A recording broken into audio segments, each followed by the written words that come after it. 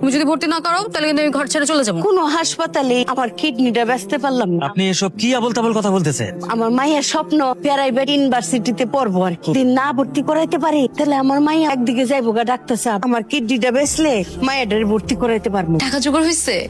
কই টাকা? টাকা জোগাড় হইছে।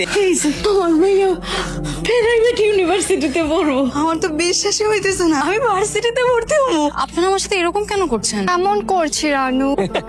আমার নাম রানু না, আমার নাম রাইসা। তোমাকে গ্রাম থেকে ঢাকা আসার পাসপোর্ট দিয়েছে কে?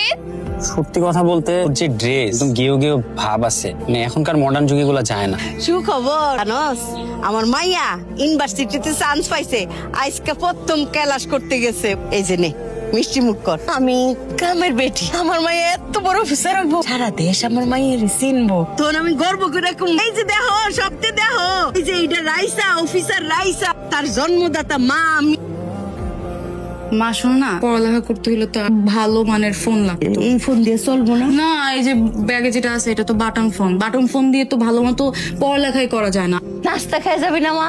নাস্তা না থুইছি, নাস্তা খাইছো?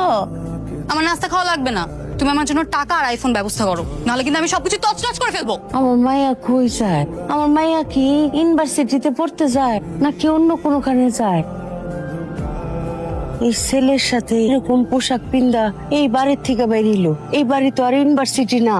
মারে আজকেও বলছিলাম বুঝছিস, মা না গুরুত্ব দিচ্ছে না। যেই মাইয়ার আমি নিজের কিডনি বিক্রি করে ভার্সিটিতে ভর্তি করাইছি, নিজে চলতে পারি না, আমার পেটে বিষ করে এই মাইয়া আমার নেশা করতেছে। ভাবছে এরকম ভন্ডামি করে টাকা না দিয়ে পার পাওয়া যায়। তোর মতো ভণ্ড কুলাঙ্গার মাইয়ারে আমি আর 1 টাকাও দিব না। আবার বলো তো। এই পেটের মধ্যে তোর জন্ম নিছি না, এই পেট থেকে তুই জন্ম নিছস, কত কষ্ট করে তোরে জন্ম দিছি। টাকার জন্য আমি সবকিছু করতে পারি, আমি বাজে কাজ করবো এখন থেকে। আমার মাইয়া হইয়া তুই এত খারাপ কথা কইতে পারস?